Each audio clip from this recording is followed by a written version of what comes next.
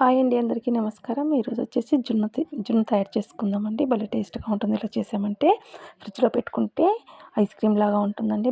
బయట పెట్టుకొని తిన్నామంటే కేక్ లాగా ఉంటుంది.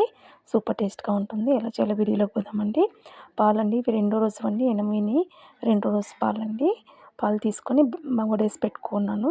వడేసినాక బెల్లం అంతా దంచేసి బాగా కలుపుకోవాలండి.